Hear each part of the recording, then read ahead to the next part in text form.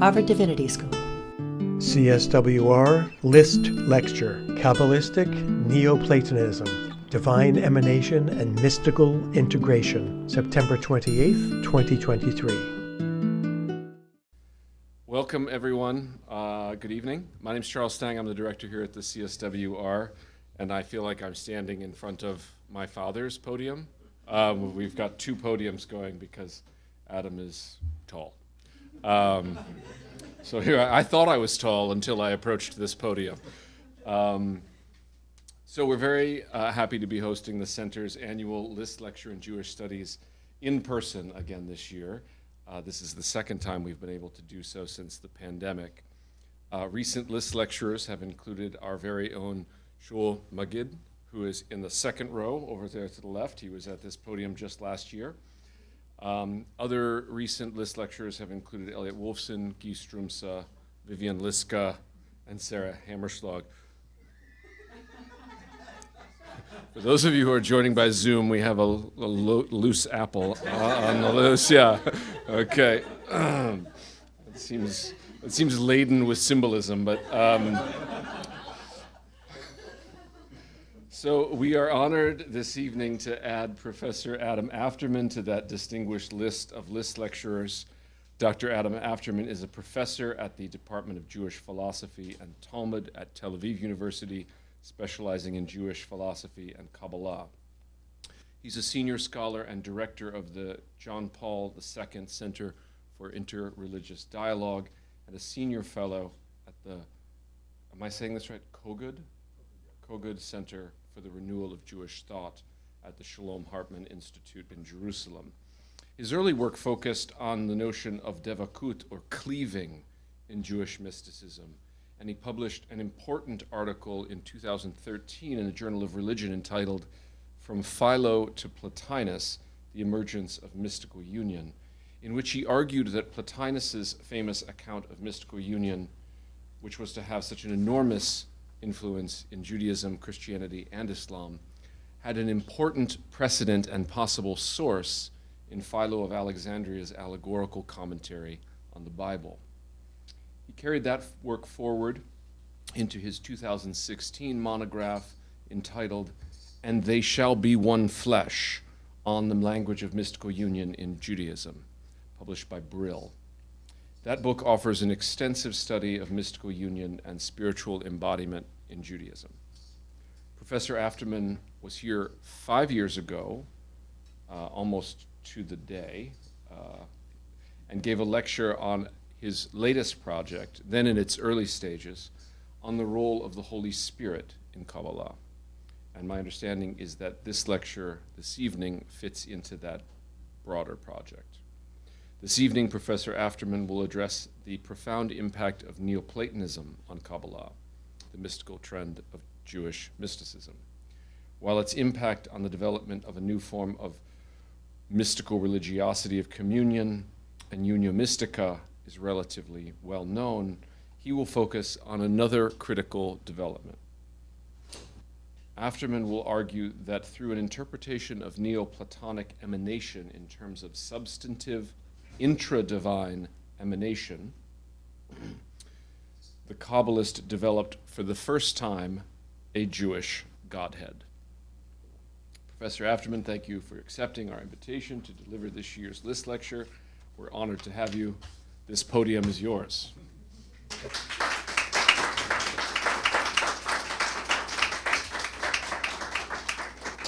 Thank you, Charles, for such a nice introduction and for this kind invitation. It's always a great honor and pleasure to be back here at the center and Harvard Divinity School, and see many familiar and faces and friends here in the crowd. And what I'm going to talk about today is really trying to put together some of the work I've been doing over the last possibly 10 to 15 years. So you can put the next slide, thank you. Jerusalem and Athens, a tale almost as old as these civilizations themselves. Their first synthesis occurred in the writings of Philo, forgotten by a rabbinic Jewish world until the Renaissance, and their second during the 10th century and onwards in the Islamic Arabian Peninsula. The second attempt met with greater success but also greater resistance, as may be attested by the enormous opposition that Moses Maimonides' grand synthesis met. Greek wisdom by most medieval Jewish rabbinic Jews was seen as, at best, as one option, but not authoritative and at worst, heretical. Nevertheless, the work of Maimonides and his predecessors was still absorbed by much of rabbinic Judaism, including, somewhat surprisingly, Kabbalistic writings. Perhaps the most crucial idea incorporated by medieval rabbinic Judaism was philosophical monotheism. The encounter with Kalam thought and its emphasis on Tawhid led Jews in the 10th century to a more philosophical understanding of God's oneness, an incorporeal and transcendent oneness not subject to any category of change.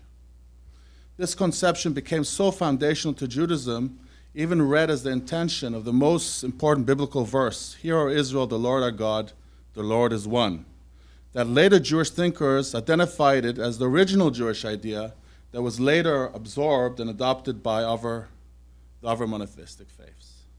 Hand in hand with philosophical monotheism, considered now the foundation of Jewish thought and adopted by almost all medieval Jews, was the introduction of some form of another of the theory of emanation, as portrayed in Neoplatonic and Neo-Platonic sources.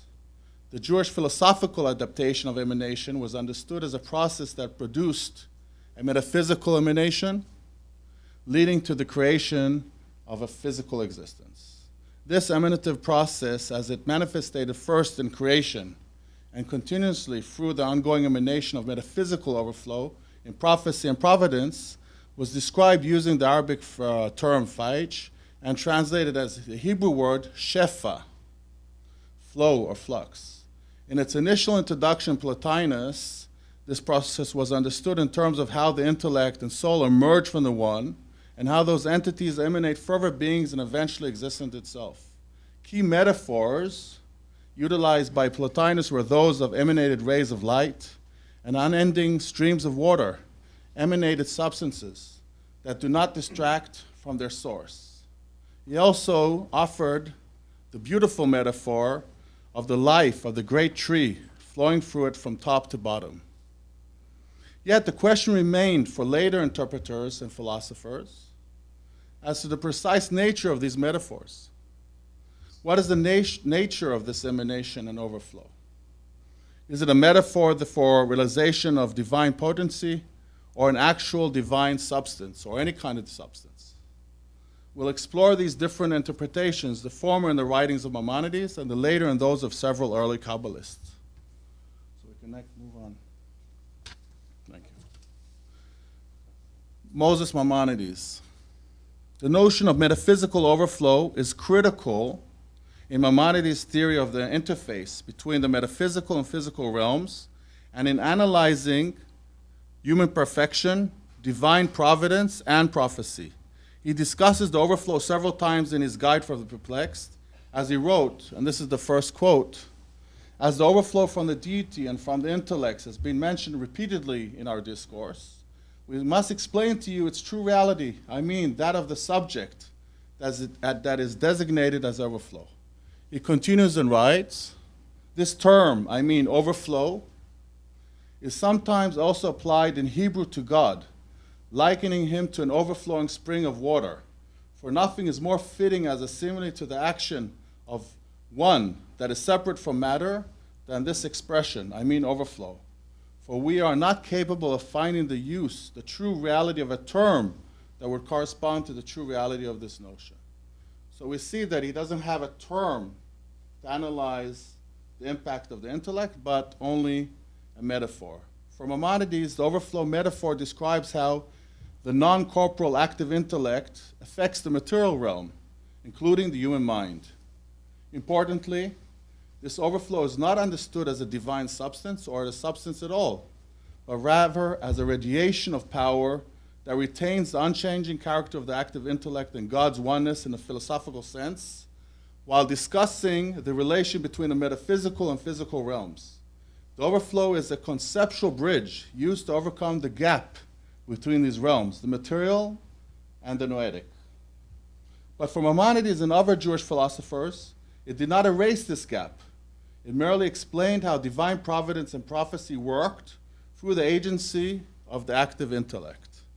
Throughout his philosophical treatise, Maimonides used three metaphors for the agency of the overflow, of the active intellect: water, light, and spirit, identifying the noetic overflow with the Hebrew term Ruach HaKodesh, translated as the Holy Spirit. Now I'm going to talk about Shefa in Kabbalistic thought. The alternative to Maimonides' rendering of metaphysical overflow is found in the early Kabbalah of the 13th century. In these diverse writings, the Kabbalists developed theories of intra-divine emanation and overflow of divine substance, which were critical in developing their unique Kabbalistic systems and mystical paths. Many of these discussions include explicit Neoplatonic elements and concepts related to emanation, drawn directly from Neoplatonic sources known to them. The sources offer a unique synthesis between biblical and rabbinical concepts with the general structure of and mechanism of emanation and overflow. In my view, the outcome of this synthesis is a new form of Jewish discourse, although its content may seem ancient. These theories of Kabbalistic godhead based on intra-divine emanation are a dramatic innovation compared to early known Jewish sources, and they are remarkable, especially considering the background of philosophical monotheism that I just mentioned before. It comes after the philosophical monotheism they shared. In this critical development, the one God was perceived as emanating his essence into a hierarchy of dynamic forces or qualities that share the same substance as the divine source. In this theory, the Kabbalistic, the very substance of God is immanent in the Godhead and continues to emanate within creation and man. Although the divine is ever-changing, it always remains the same. Therefore, its internal unity is left intact. This theory, therefore, allows the divine to go beyond itself and reach and embody the Jewish individual and community and allow them to participate in the inner divine life, clinging to the divine via his overflow, his Holy Spirit. This theory of substantive emanation allowed the expansion of God into a Godhead for the first time, I argue, in the Jewish tradition. While the role of Neoplatonism in shaping early Kabbalah has long been recognized in scholarship, its impact on the formation of the Kabbalistic Godhead and the component of Shefa as divine overflow has not been fully recognized, and the significance of the overflow, Shefa, and its identification in most Kabbalistic sources with the term Holy Spirit still lacks a comprehensive analysis. Today, I would like to offer some preliminary remarks concerning the role of divine overflow in Kabbalistic thought. This element continues to flow from God through and from the Godhead to the rest of existence and the mystics. This overflow, which is one of God, yet overflowing from God, is a critical feature in the mystical systems developed by the early Kabbalists. Both of these ideas, the emanation of the Godhead and the divine overflow, were new to the Jewish tradition and are the fruit of its encounter with Neoplatonism. We can put the next slide.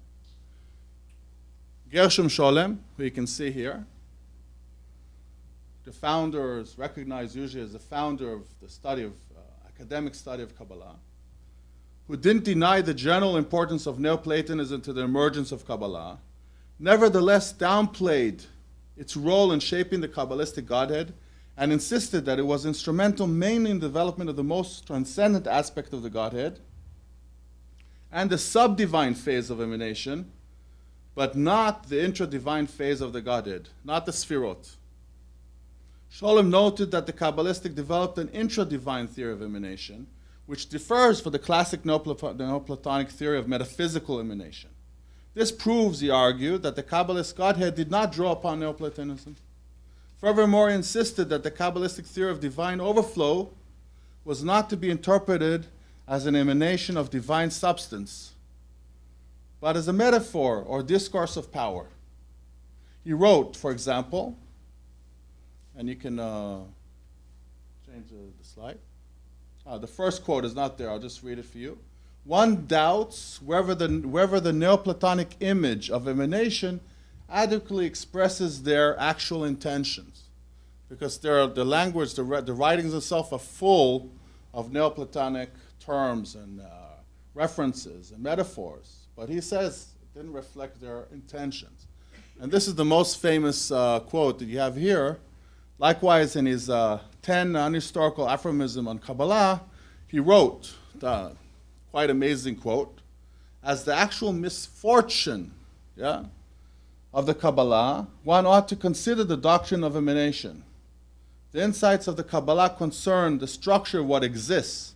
Nothing will be more disastrous than to confuse the connections of this structure with the doctrine of emanation. And he writes about it. He's quite obsessed about this topic, and he writes about it a lot in different sources against misunderstanding the Kabbalistic discourse as emanative and substantively emanative. Shalom explicitly rejects the theory that the emanation of the Sefirot was that of divine substance. But rather he claims once and again that it was simply the power of the emanator that goes forth in the emanative process, a position that reminds me of Maimonides' view that was just briefly presented. Shalom's antagonistic attitude towards Neoplatonic emanation was due to his belief that Kabbalistic doctrine could not abide by a wholly pantheistic outlook. Shalom assumed that substantive emanation in a Neoplatonic form leads to pantheism, as in the case also of unio mystica, stipulating that Jewish mystics avoided both for theological reasons. And you mentioned before, I also argue about unio mystica, and it's not only me, this is already clear that Kabbalah and Jewish mysticism does have here and there elements of unio mystica. In the case of divine emanation, he invested a significant effort to argue that the Kabbalistic theory of emanation is non-substantial. The most critical outcome of this approach was the misrepresentation of the role of the divine overflow as a crucial element of the Kabbalistic godhead and its unity, including its identification as the Holy Spirit. In a non-substantive understanding of the emanation, one cannot fully account for the complex and rich role of the Holy Spirit in diverse Kabbalistic systems, as will be demonstrated in a few sources in a minute. To make things even more complicated, Shalom, who ignored the Holy Spirit in Kabbalah totally, believed that the Kabbalistic Godhead was a unique outcome of a combination of the Neoplatonic transcendent God and the Gnostic Jewish tradition that stood for the positive aspects of the Godhead and its overflow. This tradition arrived, he argued, from the Orient and somehow surfaced in northern France at the end of the 12th century. This theory, never proven, was presented, for example, by a student, Isaiah Tishby. So this is just one example of this theory.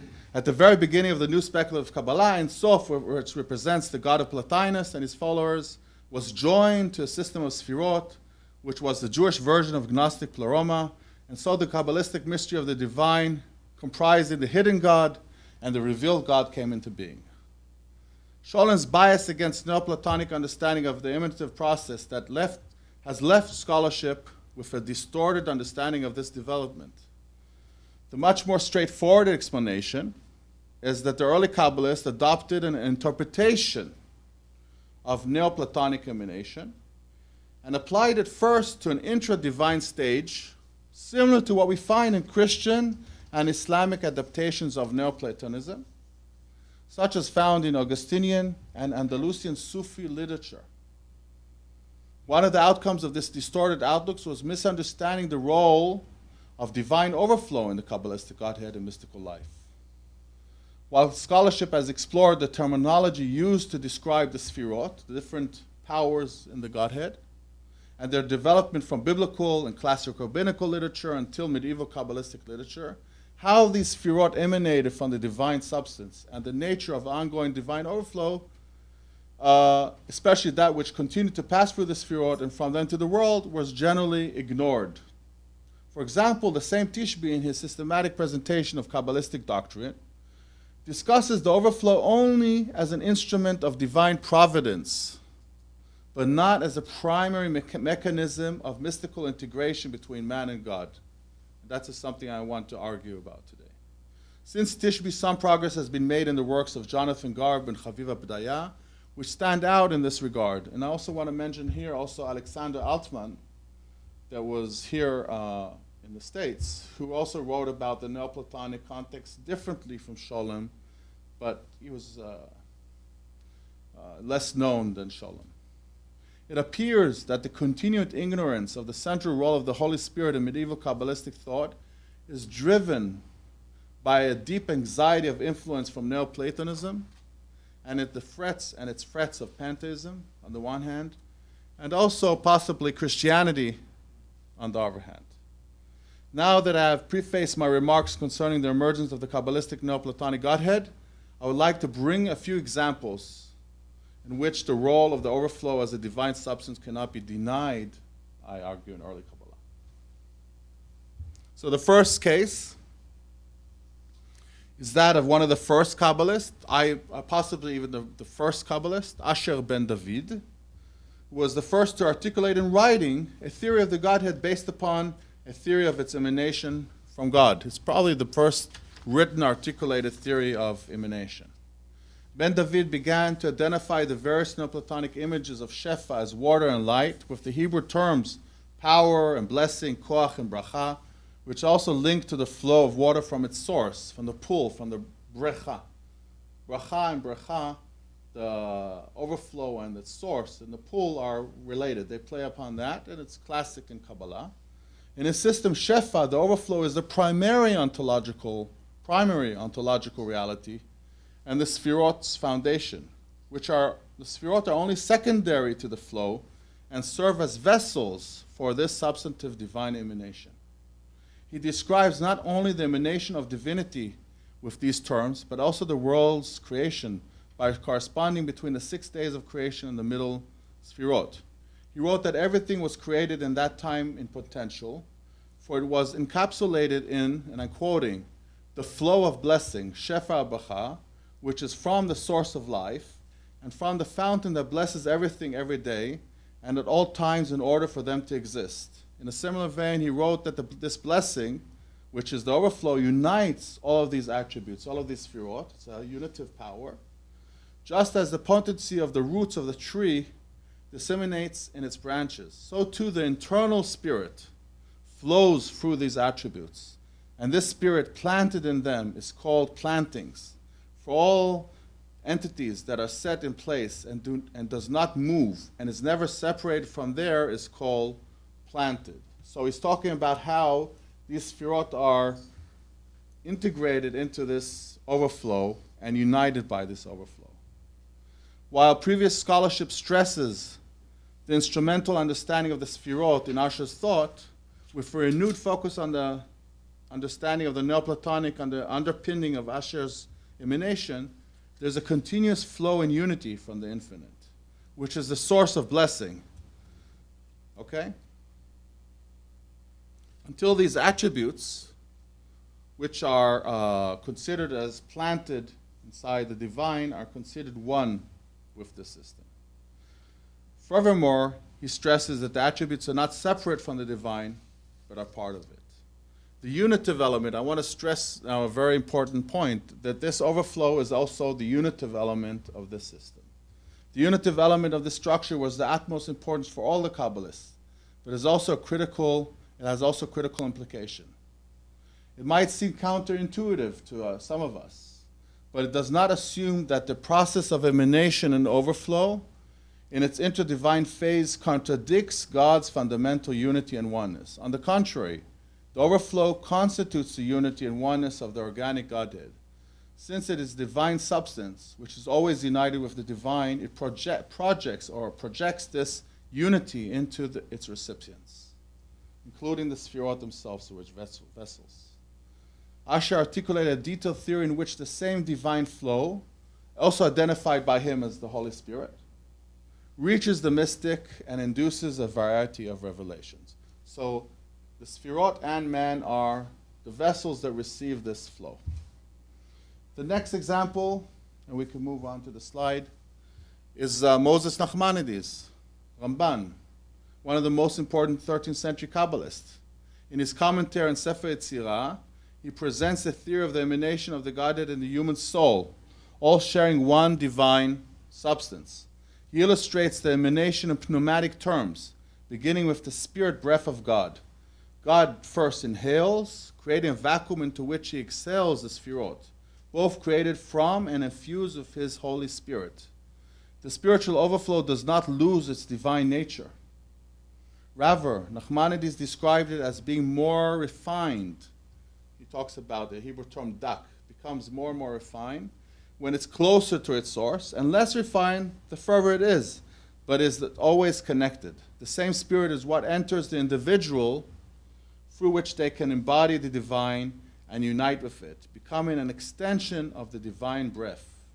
Nachmanides also refers to the substance using the analogy of water, which can exist as ice, as water, as steam, yet all these forms retain the same fundamental identity as one substance. So he really stresses this idea that it's one divine substance. So this divine flow remains a divine substance, whether it's close to its source or further. It may change its form, but not its identity and unity with the divine. Thus, for Nachmanides, God remains one, even though it is a complex unity. And again, I'm trying to refer to this fact that Nachmanides is writing after Maimonides, after the philosophical monotheism was accepted as the foundational idea of Judaism. So how can the system of 10 Sefirot, or whatever system you want, can be considered as one God? And I'm trying to argue that the system of the Shefa itself is the secret of the unity and oneness of these Godheads. Okay? Nachmanides, the same Nachmanides, in a different context, also argues against the philosophical understanding of metaphysical emanation and overflow as holding back, implied by the Hebrew term atzilut. The philosophers viewed emanation as occurring outside of God, as a sub-divine process, and therefore emanation implies which is emanated is not divine. Nachmanides offered an alternative Kabbalistic understanding as drawing the divine substance as an alternative to the philosophical understanding. It is their structural similarity that demanded his clarification. So here we see a Kabbalist that's fully aware of the philosophical structures, and he's trying to offer his own theory of emanation. It is also an essential significance for the status of the human soul. As for philosophers, and when I say philosophers, usually Maimonides, the human mind and soul are the final product of the sub-divine emanation. But for Nachmanides, the human soul is part of the divine organism drawn from the same substance as the Godhead. The significance of this theory of emanation and its identification of the divine substance as the Holy Spirit, also Nachmanides shares that idea, emphasizes the Holy Spirit role as the infinite ground and source of the Godhead, allowing the mystic to integrate with the Godhead while increasingly embodying the Holy Spirit. So here we're starting to talk about another element in which the Holy Spirit is embodying the mystic, and here we're reaching this idea of mystical integration. It's not only serving the unity of the Godhead, it's also serving the unity of man and God. Another example that's key for you can move the slide, is the Zohar. More than any Kabbalistic source, the Zohar is fascinating with divine emanation and overflow. The word Zohar itself means divine light.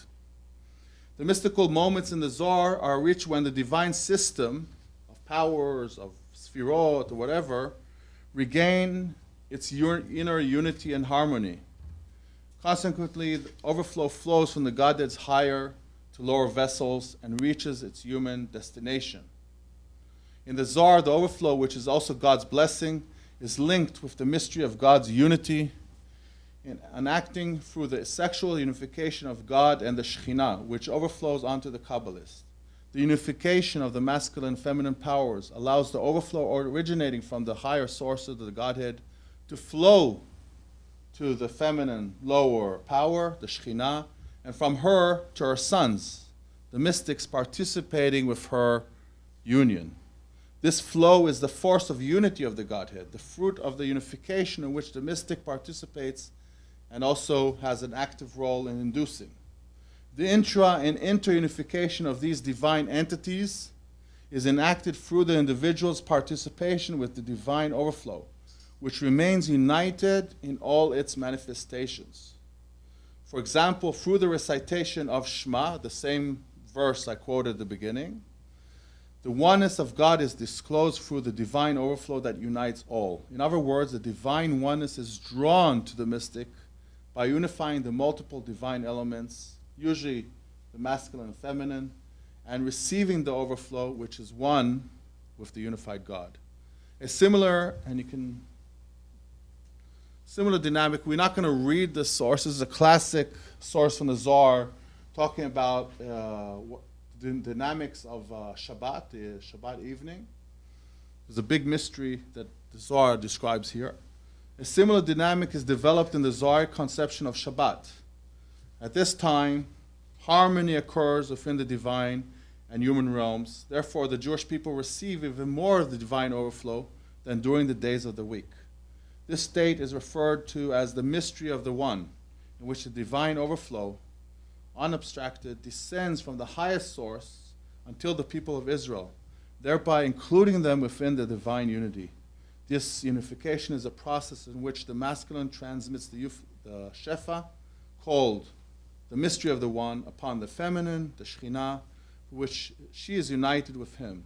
At the same time, the people of Israel receive from her the divine Shefa in the form of the Holy Spirit or the additional souls that they receive from above. This power that descends from above. The unity and oneness of God, which is the mystery of Shabbat, is experienced through this light spirit, which is the divine overflow that unites all. On the Shabbat, which corresponds to cyclical temporality, returning to the first days of creation and residing outside of history, the Jewish people participate in the mystery of the Holy Spirit bestowed on them as a collective. Now, the last case I want to bring, and I'm bringing very central figures or sources from 13th century Kabbalah. So we had Asher ben David, Nachmanides, and the Zohar. Now we're going to talk about Avraham Abulafia. Okay, just briefly. The last case I would like to explore briefly comes from a slightly different intellectual background than others. Avraham Abulafia, the founder, the famous founder of ecstatic Kabbalah. You can move on to 12. Abulafia was a student of Maimonides and other Jewish and Muslim philosophers. He wrote several Kabbalistic commentaries on the secrets of the Guide of Perplex. Unlike modern scholars, Abulafia recognized the centrality of Shefa, of flow, in Maimonides' Esoterica. For Abulafia, unlike Maimonides, the Shefa is not limited to the noetic mechanism of the active intellect, but rather it is divine reality that exists beyond the metaphysical hierarchies. His mystical path is focused on the divine overflow as he develops a unique, what I call, theosophy of overflow without a theosophy of Sfirot. In contrast, the other Kabbalists, ones mentioned before, stress the need to generate unity in the Godhead, the Sfirot, to receive the overflow. Abulafia emphasized how the overflow is united and integrated, and therefore individuals may unite with the divine flow through perfection of their imagination and intellect, but not necessarily by working and uniting the powers of the Godhead. The divine flow is the focus of his ecstatic integration with the Godhead, leading to moments of ecstatic union with the unified flow. While I've shown, I hope, that overflow is a vital component in most medieval metaphysical and theosophical systems, Abulafia's insight is that these structures are not only originate with the Shefa, but are linguistic projections that create order, hierarchies, and causal relations between entities or powers in the overflow. So I'm going to try to explain. He has a sophisticated theory of that the overflow is the only thing that exists, And all the types of discourse are just attempts to describe the different dynamics that happen between God and man. Abulafia, you can move on to the source. We're not going to read it. You can look at it. I'll just summarize the system. Abulafia argues that the various fields of language, for example, Maimonides' metaphysics, or the Kabbalist theosophies of Sfirot, or even Christianity, picture identical dynamics within the divine overflow, while the divine Shefa lies beyond all metaphysical structures and therefore beyond any specific discourse, including the Kabbalistic one. Since the mystical path is ultimately to reach the source of the overflow, the dynamic of self-realization is one of overcoming the many and often contradictory discourses of philosophy and religion by comprehending the common truths that the various discourses share and reach the ultimate reality that lies beyond all discourse. And you can see in this text, he's all the time identifying similar phenomena in the different discourse. The philosophers call this, the Kabbalists call this, the Bible calls it this. It's basically the same phenomena. This descending dynamic of overflow meets the ascending dynamic of human transformation and integration. Individual transformation is an ever-increasing fusion with this overflow, experienced as light and as Holy Spirit, inducing various ecstatic experiences associated with prophecy. This dynamic reaches its ultimate end in the moment of ecstatic union, in which the true unity and singularity of existence are experienced, and when the structure of language and thought are shown to be merely nominalistic and dissolve into singular presence of the flow of the one God. So his system is really focused on this flow and reaching at the end some kind of mystical union with this flow. So the concluding remarks. And here I'm going to try and say a few more a bit general beyond these examples. Early Kabbalah represents, in my eyes, a complex synthesis of Neoplatonic structures with biblical, rabbinic, and other Jewish sources and concepts. Some of them are medieval, pre-Kabbalah-like philosophy.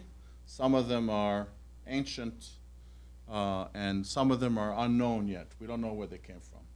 The early Kabbalists absorbed the two Neoplatonic axes or pillars already developed in early Jewish philosophical sources, that of emanation and overflow, and that of spiritual return and integration, the two pillars, to the extent that they shaped a new chapter in the history of Jewish mysticism. The path of return internalized into the inner space of man, leading to states of mystical communion, dvikut, that you mentioned before, and mystical union on the one hand, and the introduction of emanation, and most importantly for me, tonight, divine overflow on the other, marked a dramatic innovation in the perception of God and the understanding of religious transformation and perfection in the Jewish tradition. Through an interpretation of Neoplatonic emanation in terms of substantive intra-divine emanation, the Kabbalists developed for the first time a Jewish godhead. This development included the introduction of the element of divine overflow associated by most of them with the Holy Spirit that served a critical role in their mystical lives. For theological reasons, Shalom and some of his followers were ambivalent about the Kabbalistic reception of Neoplatonic theory of emanation, particularly the substantive one. And when I'm saying ambivalent, I mean there's a lot of effort writing against this interpretation. While Shalom and his followers, most notably in this case, Yosef ben Shlomo, who was probably his most admired student, categorically denied it. I argued for a substantive interpretation of different key Kabbalistic imitative 13th century sources, and I hope I showed that it is the precise understanding that is found in primary Kabbalistic texts, and they are more properly understood in this manner. I mean, there's no way, in my eyes, that you can interpret any of these sources in a way that's not talking about an emanative, substantive emanation. It's just the way, I mean, you have to start arguing, no, they didn't mean what they wrote. No, they couldn't reach, Ben Shlomo even has a famous place where he said, no, he's talking about a 16th century Kabbalist, Moshe Cordovero, that's kind of continuing the same kind of Kabbalah. And he says, no, the fact that there's no way he could say such a outrageous theory so many times. So he doesn't mean what he said.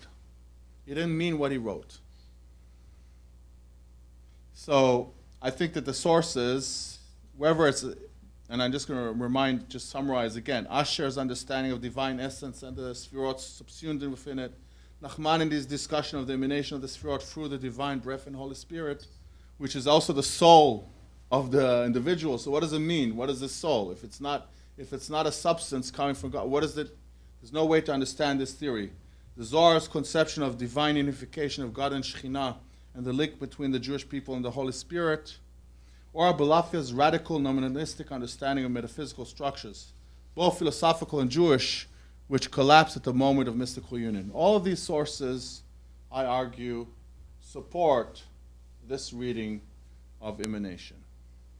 Both Neoplatonic pillars of descent and ascent were first absorbed and developed in medieval Jewish philosophy, and only later by early Kabbalah. And this is a very important point in my eyes. The philosophical adaptation of both axes was limited to the metaphysical realm in the case of the philosophical interpretation.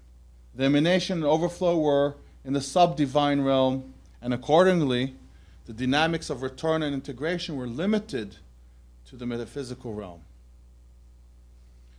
For the early Kabbalists, the emanation and overflow are from and in the divine, and this is the big difference. They jump one level above, and they go from the metaphysical to the divine. And the mystical return and integration, accordingly, occur also in the divine realm. The Kabbalistic projection of the Neoplatonic structure of emanation on the divine carved the divine space with an overflow that absorbed a variety of Jewish terminology related to the divine majesty, without any of these terms becoming the exclusive terms or term accepted by all Kabbalists. That's why I'm always saying it could be Shefa, it could be Bracha, it could be Ruach HaKodesh, it could be this Sefirah, that Sefirah. Anyone who knows these sources know that it's never determined 100% what's the proper term for any of these phenomena. So what I'm trying to say is it's the intra-divine emanation created a space in which all these terms were absorbed, Shekhinah, Kavod, etc., etc. At the same time, the dynamics of return were internalized in an inner space, yet at the same time, and this is also a classic Neoplatonic move, leading to a gradual assimilation and integration with the divine realm and its overflow. This axis, which I only briefly touched upon today, was projected back into the biblical and rabbinical languages of communion, dvekut, union, intention, kavanah, and love, ahava. The combination of overflow and communion, of shefa and dvekut, or Ruach HaKodesh and dvekut, okay? There could be either shefa, Ruach HaKodesh, bracha, koach, and dvekut. This combination of overflow and communion marks the development of classic Kabbalistic systems, in my eyes. The outcome of this Kabbalistic form of Neoplatonism was the birth of a new ideal of mystical integration, that of man with God in moments of dvekut and mystical union, and that of God and man in the form of the embodiment of the Holy Spirit. Thank you very much.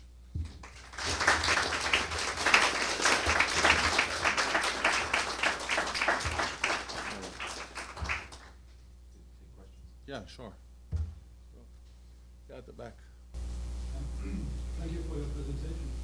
I appreciate that you have such a positive stance on the influence of Neoplatonism on Kabbalistic literature, I think Christian scholarship has often tended to be more exclusive and say that Christianity invented a lot of things and that the influence of Neoplatonism is not as essential. And I appreciate that you have a much more positive stance on that. And my question is, in medieval German philosophy, mainly the Dominican school with people like Dietrich or Freigeld and Meister Eckhart, that the idea of overflow also plays a very important role. And I think that they read the same sources, so they also took the term from Plotinus and Proclus. But it is almost always associated with metaphysics of creation. So the overflow is not within the godhead, but it is in the foundation of being, of created being. And now I'm wondering, is this too complete? Are these two uses of overflow essentially different? So does Kabbalistic literature have a fundamentally different use of that term? Because as I understood you, the notion of overflow only concerns the godhead. Right. As in Christian theology, it would concern creation as such. So I'm wondering, how can these two be so different? Thank you very much. So I'll address both of the comments. I mean, I'm positive about. I'm not positive, not negative. This is what the evidence suggests. Like I said, the literature itself, the Kabbalistic literature itself, is full of Neoplatonic allusions. The terms are there. The problem was that the scholars before me, most of them, not all of them, prefer to interpret what their real true intentions were and offered a different understanding of what they really meant. I know that this kind of ambivalence towards Neoplatonism was shared also by previous, earlier scholars, previous generations of scholars, also of Christian mysticism. That's for sure, and I know it's something that's shared. Personally, I enjoy reading Neoplatonism, so I do have a positive. I'm not embarrassed. I'm not embarrassed at all by Neoplatonism. I don't share Shalom's ambivalence about that, or his fear of pantheism or anything like that. This is theology. I'm not coming at all from any kind of theological outlook. I mean, I couldn't, from my point of view, that this is what the sources express. Now, I just want to be clear that many of the sources do talk about sub-divine overflow. Maybe I wasn't clear about that. The Kabbalists combine both a flow that begins in the divine and then continues to the sub-divine realms. Some of them combine them. Some of them see it as something that jumps. You know, it's a different. There's all kind of combinations of this story. And like I think Maimonides is very similar to the philosophers you mentioned. I mean, Maimonides thinks about overflow as a metaphysical element that's not, but he's different because he thinks it's not only relevant for creation, it's also relevant for ongoing explanation of providence and human perfection and prophecy. Now here, there's a whole matter in the medieval, both Jewish and Muslim or Arab and Christian philosophy. The fact that the overflow is key concept in this literature is known, and there's no question. I think that the Kabbalists came after they were reading these sources, and they offered a kind of interpretation that starts first from the divine and then continues to the lower realms. So that's my kind of reading here. Yes, Shaul, please. So I want to ask you a question that extends beyond this, into the 16th century and even the 18th century. So I'm not sure if, according to your view of the more deeply embedded Neoplatonic influence on these 13th century mystics, whether the Lurianic revolution is more radical or less radical, and what the implications of that are, because that's basically you'll tell us in a moment, but that's basically that 16th century move is moving much more deeply into a kind of non-emanative Gnostic rupture model of creation, which in some way makes Dveikut more difficult. Rather than more more easier. And then how does that translate into the 18th century, where you have Hasidut, where all of a sudden it seems like the emanative model just becomes unreflectively accepted, right? And if you're right, I guess, and this is more of an insider baseball, although the whole thing was insider baseball, but this was a little more as if you're right, then you don't need Edel's theory of Abulafian influence, because you would have it already there in the 13th century without Abulafia. You know what I'm saying? Yeah, I know. Okay. So, first about the 16th century. So you're perfectly right that Luria's Kabbalah is categorically different from all the Kabbalah that's before him. And we don't, fundamentally in Lurianic Kabbalah, you do not have these two things, Shefa and Vikut. He doesn't have Vikut and doesn't have Shefa in the same way. He doesn't have a Holy Spirit that comes really embodies and fuses man in a real way. But the other 16th century Kabbalists I mentioned even before, Ramak, Cordovero, Vital that he wrote about, and all these folks, they continue the movement that I talked about today, and they have very strong understandings of Dvikut and Shefa working together. Luria has a different system altogether, and he takes Kabbalah to a different kind of development. And then Hasidut in the 18th century, I think, goes back as trying to combine, Ramak, Cordovero, and other Zohar and other sources with this Lurianic reading, and they offer a different kind of understanding. He also wrote about the Tzimtzum and about all these different understandings. Now, I agree with you that the attempt to try to say Abulafia is this and the Zohar is this and stuff like that, when you look at it through the lens that I'm trying to offer today, we're talking about something totally different. I mean, what's categorically important for me is the notion of Dvikut and the notion of Ruach HaKodesh, of Shefa. Because I don't find those elements before the 13th century in the way they developed in Kabbalah. So I'm not emphasizing anymore theosophy in the Sfirot. I'm not emphasizing theurgy, because I don't think that's what's important for them. Honestly, I do think that what they care about is the process of the Shefa. Most of the theories are emphasizing the Shefa, both for the source of the entire godhead and also the outcome that comes down to man.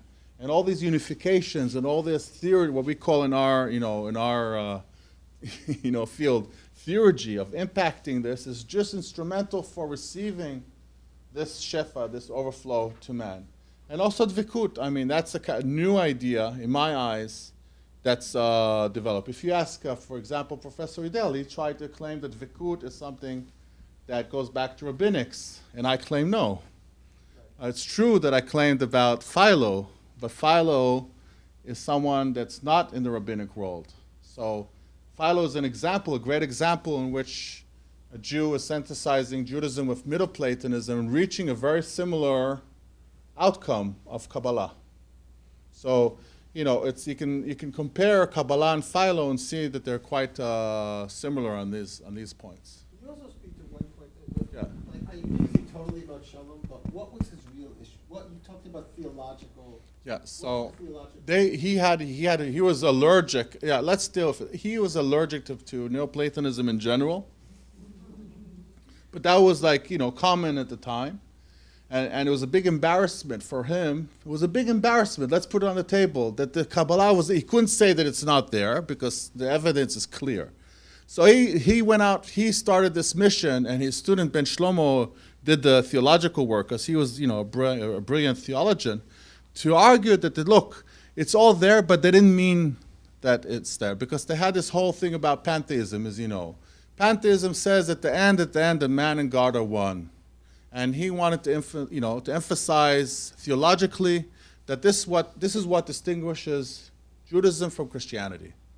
Judaism always maintains, even the most radical mystics, if it's Abulafia, if it's this, doesn't matter who the mystic is, the Jewish mystic psychologically cannot go all the way and blur this distinction between God and man. If it's with unio mystica, or if it's with some kind of understanding of emanation, they have to have some kind of separation. So if you're saying that God's substance is emanated into man, and it's the same, and like the way I read Nachmanides, so that's something he can't accept, and he totally ignored the role of Ruach HaKodesh, of the Holy Spirit in Kabbalah.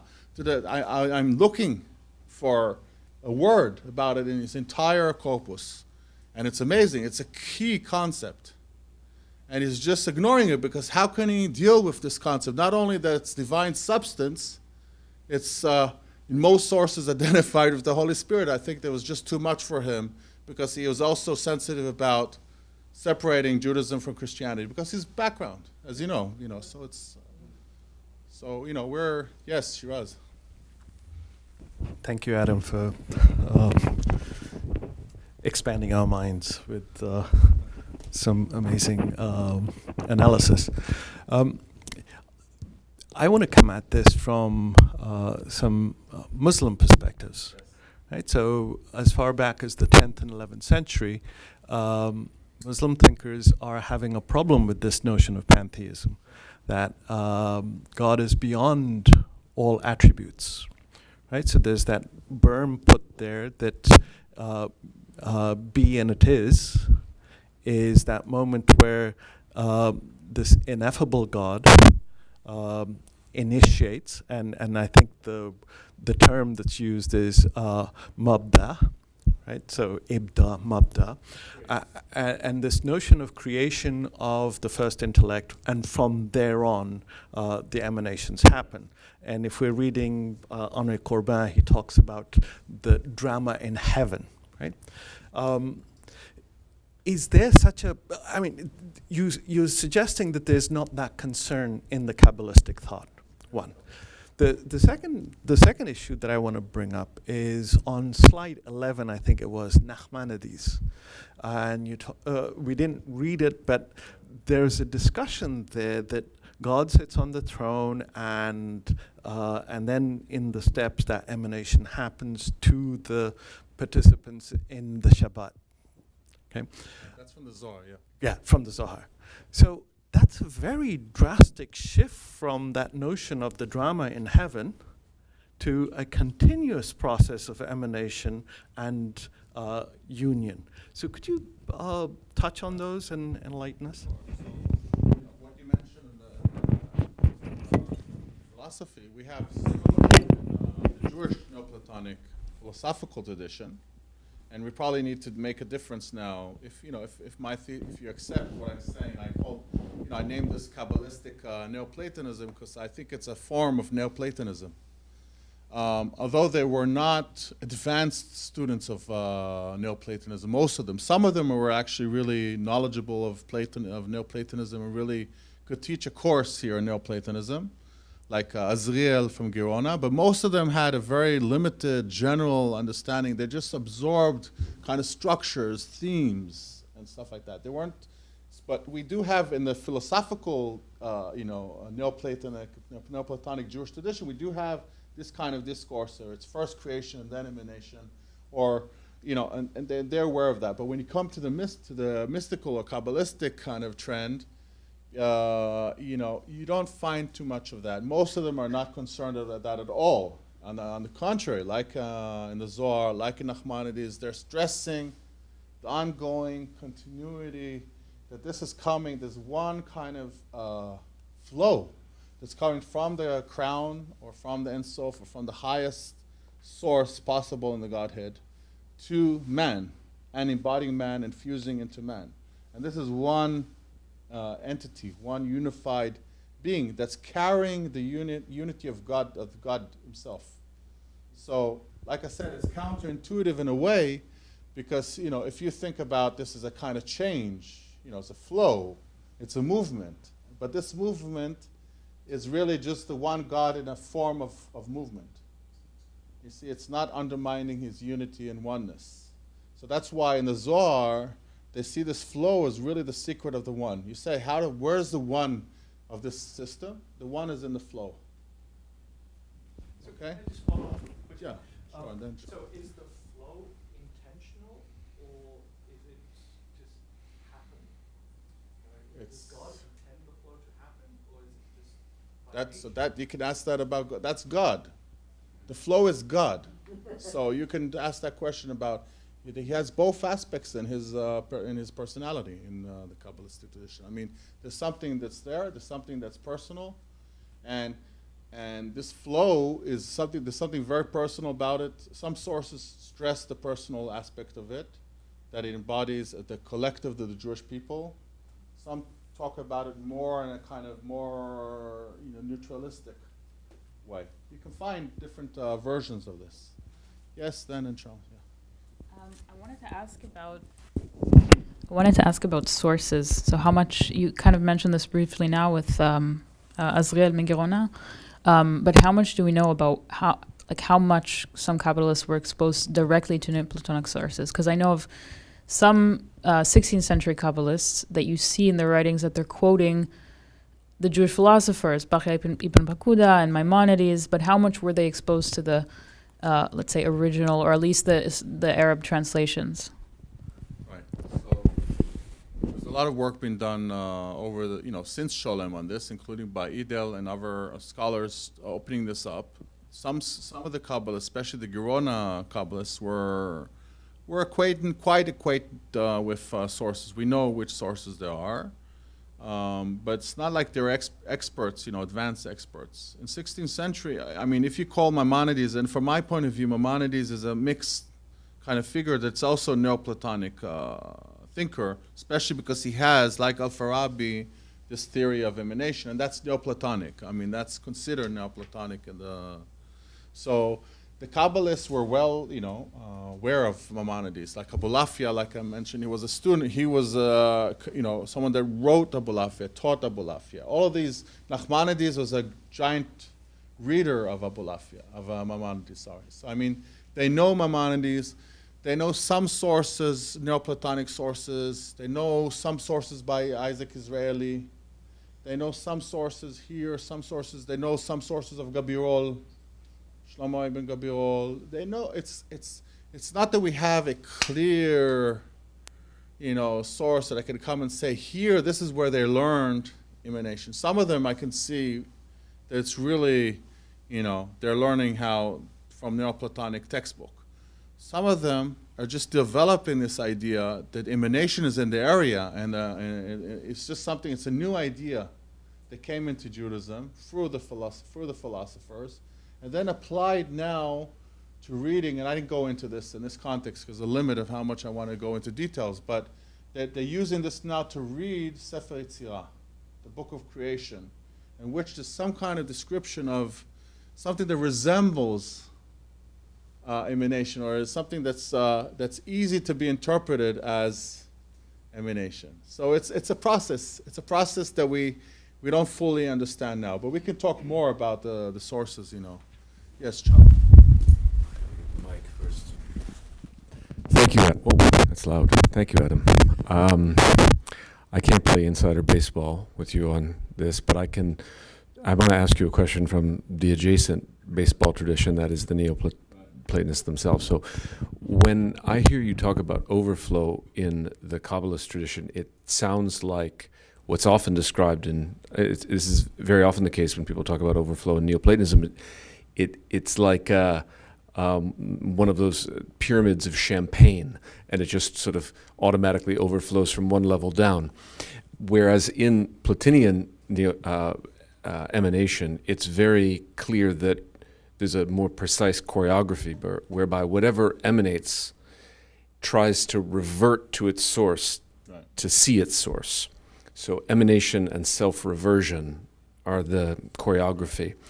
That's extremely clear in Plotinus at the level of one to intellect.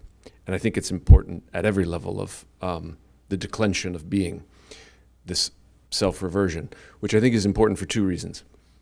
And the reason why I'm asking it, one is it helps explain the declension of being from one to subsequent levels, which might mitigate an anxiety about pantheism, because there's an account of, while the failure of autoscopy at every level means there's a kind of diminishment of being.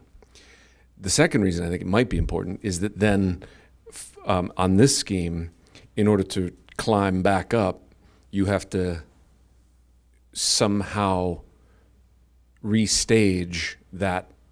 You have to restage and undo the self-reversion. You have to stage an autoscopy. You have to find out what the appropriate higher level is, confront it, and then undo it.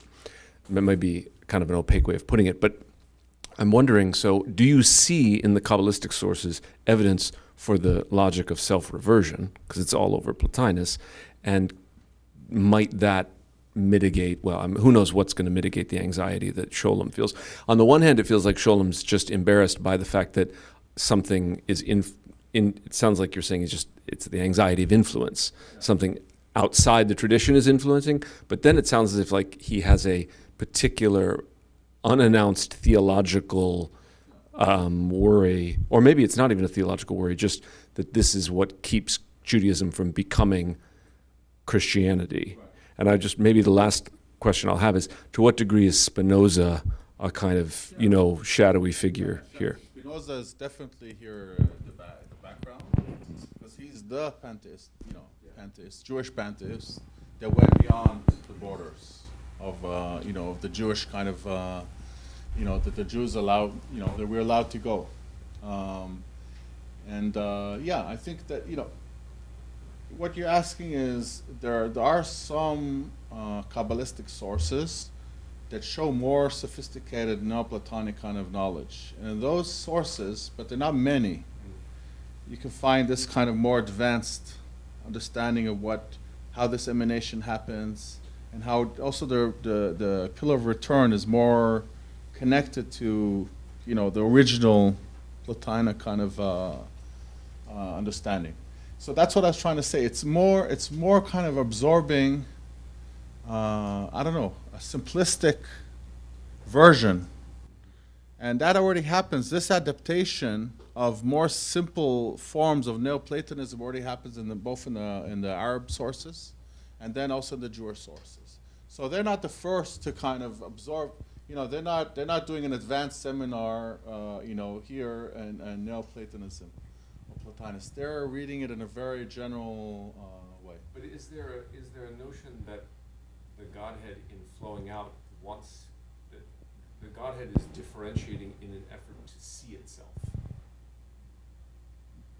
and thereby know itself, because that's at the heart of Plotinus' account of how the one becomes other than the one. Right. I'm just curious if what they share with Plotinus is the understanding, the extent of what, when you talk about the nous and then the soul and all the different things, the way that they participate in the one, how the oneness is critical, right, in this kind of development. But then we have to understand what it means, intra-divine twist on Neoplatonic form of emanation. Because it's different. We're talking about a different theory. So I'm talking about a theory that says that really this emanation is not it's not truly a Neoplatonic theory, because it's not the same, because it's saying that in the intra-divine, the first phase, you don't have this understanding that the third sphira or the 10th sphira are really different, or the flow that's coming out is really different from God. It's considered really one. Yeah. So so they're taking this participation in the one, but not really accepting this understanding of what the emanation is. But then they use the emanation in that way when they talk about the subdivine levels of emanation. Then they kind of tune back into the more Neoplatonic structures that they know. So it's a kind of development. Now, if you go back to Origenes, or some of the Christians that read Neoplatonism used it to develop a philosophical understanding of the Trinity. So maybe that could be compared, you see, in a way. Shalom, I think Shalom he had a fear that this would be interpreted as Spinoza. At the end, some kind of form. This will be taken to saying, these folks are really talking about a Neoplatonic kind of theory that leads us to pantheism, especially some of the sources. I want to stress something, that there's a lot of diversity in these sources. And that's why I brought a few examples, because I wanted to stress there's a lot of diversity. There are some sources that can really bring you to a strong pantheistic understanding, and Shaul already kind of hinted toward when you move forward and it becomes more elaborated and more developed, they're much more sophisticated. And also they're readings from, it's not clear yet from where, Neoplatonic, more Neoplatonic kind of ideas, they're coming in from fresh, from new sources in the 16th century, possibly from the Renaissance and stuff like that. So it's a whole new game there. So, any more comments or questions? Hi, Kimberly. Yeah. Adam, thank you. What a wonderful talk. I just had a very general question about angelology, and I'm just wondering to what extent angelology and conceptions of angels are understood as a theological language and belief system to express some of these dynamics. For example, much earlier with Dionysius the Areopagite, we have the notion of angels as directly kind of representing and embodying the original brilliance of God in a hierarchical way in illumination. Very Neoplatonic. So that's, of course, Christianity much earlier. But I'm wondering if angelology, I know it figures surprisingly in Maimonides, but does it figure here in the thinking of these Kabbalists? And if so, how does it relate to this notion of emanation? Great question. I mean, just mention before I go into the angels, I mean, they talk about the divine names. So that's another kind of realm that they use, and then they put them together. The divine names are emanating each other. They exist in some kind of hierarchy, very similar to what we find before. About the angels, generally speaking, at the early Kabbalah, they keep the angels on the subdivine realm. They're not absorbed. When I talked about carving this, divine realm that absorbs the sfirot, the midot, the different terms or images from echalot, from Merkava, from ancient sources, they're very careful at the beginning to not talk about the angels as divine powers or part of the hierarchy of the divine, but they will talk about the Merkava, right? The chariot is. But the angels are usually underneath. But then it doesn't mean that later on there won't be people that would kind of bring the angels up or elevate them back into what I call the godhead. It exists. Yeah, it exists later. Thank you. Sure. Yeah. Question here? I've been trying to phrase this time. So the general question is just Adam Kadmon. Where is he in this? Right, the speculations on the divine anthropos, and particularly since you see an explosion of speculations around that around the same time as the substantive emanation idea comes in the 13th century. What's the relationship between that and these speculations on the divine? Generally speaking, the theories about Adam Kadmon, I mean, they do exist in a preliminary kind of way in the 13th century, but they developed in the 16th century.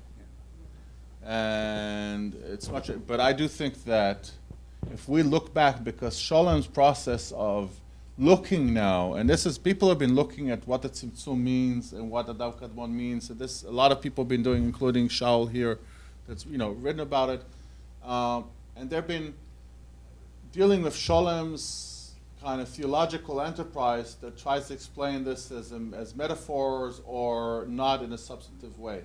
So I think we have to go back. And ask ourselves, what do they really mean in this theory, including this theory?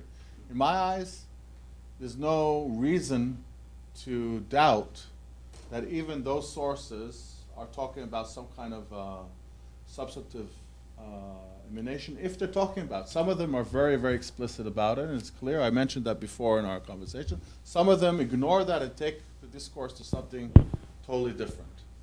So it's quite a complex story that needs, different discussion. I'm sorry I can't go into details now. I mean, it's because it takes us to a different period. You know, we didn't talk about it here. Well, thank you, Adam. Thank you.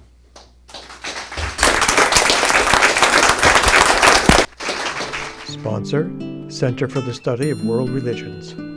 Copyright 2023, the President and Fellows of Harvard College.